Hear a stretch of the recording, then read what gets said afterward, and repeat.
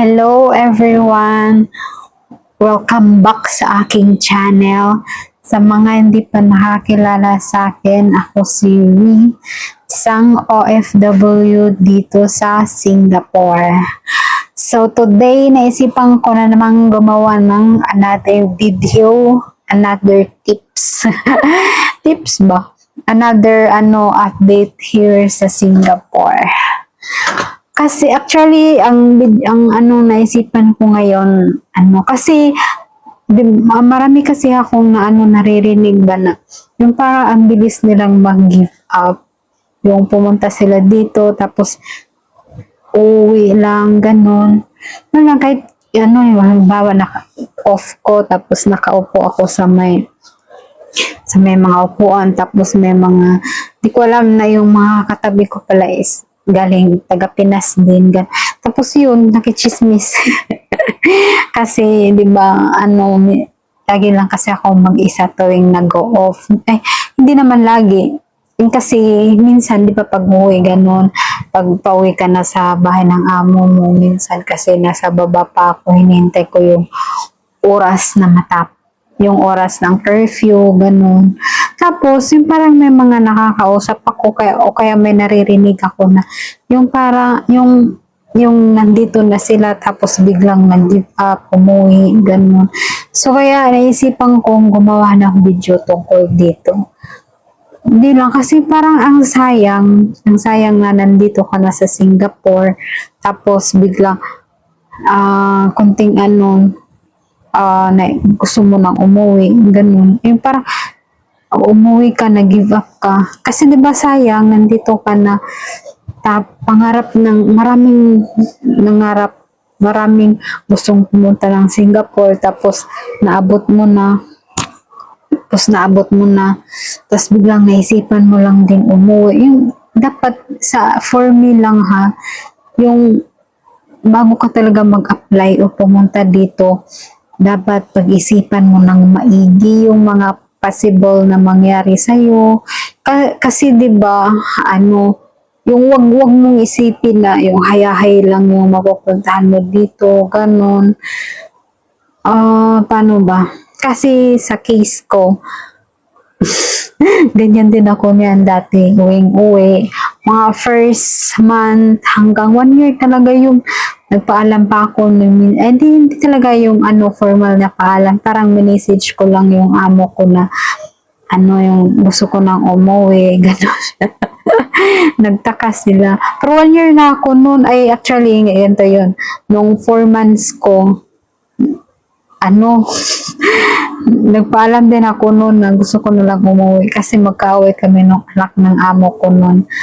Kasi yung parang syempre nag-anuhan pa kami sa mga ugali yung ugali namin sa isa't isa, parang ganun. Tapos sobrang stress ako noon. Kaya parang patapos na yung salary deduction ko. Kaya sabi ko, uwi na lang kaya ako. Kasi minsan umiyak kasi ako noon, kasi nagsigawan kami nung alaga ko noon sa elevator. Parang syempre nasa adjustment pa ako sa trabaho, yung mga schedule ko araw-araw, ganun. Pagod ka pa, tapos yung parang kailangan mo pang makipag sa bata, yung parang kailangan mo pang makipag paano ba kailangan mo pa siyang amo-amo. Bisa hindi, kasi parang nainis ako nung time na yung may pinag-awayan kami sa elevator noon. Sinundo ko kasi siya. Di ba biglang napunta na ako dito. Sinundo ko kasi siya noon sa school. Tapos, yung kabilang elevator is sira. Yung parang yung apat yung elevator dito kung sa mga first time, sa mga nandito na nakapunta na dito sa Singapore, alam na nila kung ano itsura ng elevator, every block. So apat yung elevator noon, yung dalawa is for yung mga higher na floors. Tapos yung dalawa is para sa mga lower floors hanggang 21 floor lang. So kami nasa ganun na floor sa lower lang. So siya gusto niyang gamitin yung kasi 'di ba matagal yung yung isang elevator kasi yung isa is ano tawag nun, sira yung isa. Tapos, syempre, maraming 'di ba? So, parang matagal yung isang elevator din na hindi sira. So, gusto niya gamitin yung elevator na doon sa higher floors. Tapos, bababa kami ng ilang tawag na ilang bababa kami sa stairs gamit yung kasi 'di ba yung kasi yung higher floors kasi hindi siya nagbubukas doon sa mga lower. Basta yun na yun. Tapos nagsigawan kami noon ganun sa na-stress na ako noon. Kaya nung iyak ako na parang naiyak ako ganun tapos sinabi ko sa amo ko uuwi na lang ako. Pero di naman pumayag. Yung parang pinagsabihan niya yung anak niya. Simula no, naging medyo okay na yung relasyon namin ng anak niya. Pero yun nga, meron pa rin mga pangyayari. Yun nga, pero kasi naisip ko, tapos biglang na-realize ko din na pag uuwi ako, anong gagawin ko sa Pinas? Ganun. Yun nga lang, parang ang ko lang, kaya ko ginawa tong video na to. Kasi 'di ba isipin mo, nag-apply ka dito, marami kang mga pinagdaanan, medical, kung ano-anong ginagawa mo para lang makarating dito. Tapos nung nandito ka na, mag-give up ka lang. 'Di ba isipin mo yung hirap nung nag-apply ka. Kaya kung umabot ka hanggang dito sa panonood, pag-isipan mo ng maigi kung kaya mo bang harapin yung mga posibleng mangyari pagdating mo dito. Kasi 'di ba, yun nga maraming pangarap makarating dito sa Singapore. Tapos pag nandito ka na, uuwi ka na, hindi mo yung magiging mo kasi. Pero yun kasi tayo, may kanya-kanyang may tawag nito, kanya-kanyang swerte sa amo. Ako talaga, nung una, masasabi ko na hindi din ako ganun kaswerte sa amo ko. Kasi it's either yung amo mo is madamot sa pagkain, pero hindi mabunganga. Meron namang amo, may nakausap ako, hindi madamot sa pagkain, pero grabe, ang bunganga din. Sa case ko, yung amo ko is madamot sa pagkain pero hindi mabunganga, wala masyadong pakialam, ganun. Kaya din siguro ako nagtagal talaga. Kaya din siguro naisipan ko din mag-renew kahit madamot sila sa pagkain. Minsan ako yung bumibili ng sarili ko. Yung parang mga snacks, di ba? Kasi minsan gusto din naman natin kumain yung mga cravings natin, ganun. Kasi yung free ko lang talaga na pagkain is yung meal, like lunch, breakfast. Breakfast is sliced bread, ganon. Tapos yun lang, sliced bread tsaka isang itlog.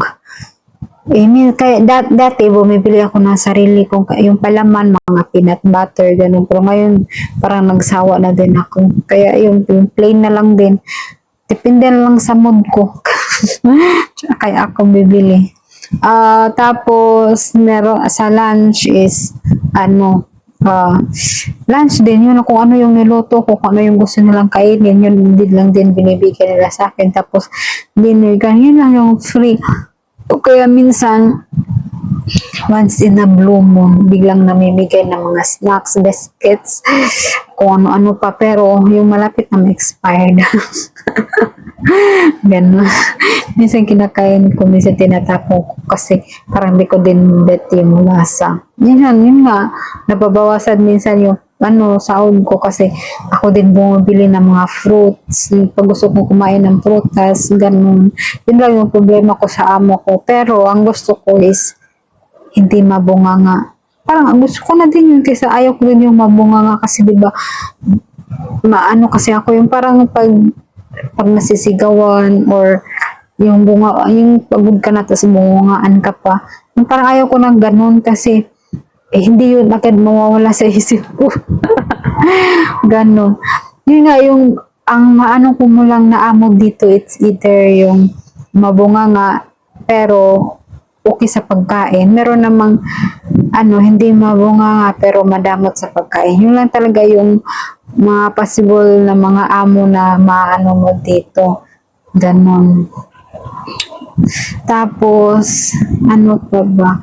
Yun nga, kung gusto mo talaga mag-Singapore, pag-isipan mo ng maigi na yung kakayanin mo yung mga possible na maanuhan mo dito, ma-encounter mo na amo, kasi yun nga, paswertian lang din.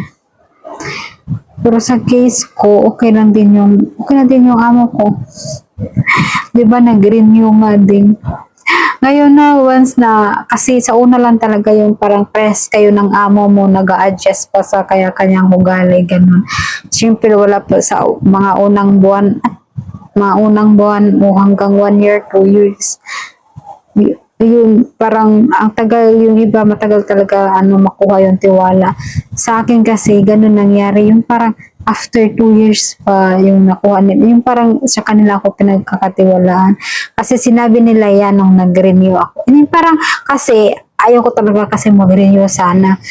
Kasi pagtrabahong katulong talaga, hindi yung walang in and out, di ba? Kung anong oras ng gising mo, limba, kung ano sinabi ng amo, like para sa akin. Tulad sa akin, 5:30 talaga yung gising ko. Tapos 5, tapos 6 yan, simulan, 5:30 to 6 is, prepare sa sarili ko, yung kakain ng breakfast, ganun. Pero ngayon, ano na, medyo maluwag na. As in, medyo maluwag na ako ngayon nung nag-renew. Yun nga din, sabi na, kasi yun nga, nakuha na parang pinagkatiwalaan ako ng amo ko, yan din yung sinabi nung nag-renew ako. Yung, paano ba, ba't parang nawala yung kwento ko? Pero yung punto ng na to, vlog na to, kung pupunta ng Singapore, pag-iisip ka ng maigi. Pagdating mo dito, pag-isip, yung parang wag mong sayangin yung opportunity na nandito ka na tapos bigla ka palang uuwi. Yung if kaya mo mag-transfer ka na lang, ganun. Yun lang yung ma-advise ko. Yung wag kang basta-bastang uuwi. Kasi 'di ba sayang yung nagastos, yung oras, ganun. Yung oras mo sa pag-apply, tapos biglang magi-give up ka lang kasi hindi mo pala nagustuhan yung amo mo. Yun lang. Ano na pala, 13 minutes. Kung ano kasi lang sasabihin ko. Bye-bye. Thank you for watching. If you want more stories, just subscribe. Thank you.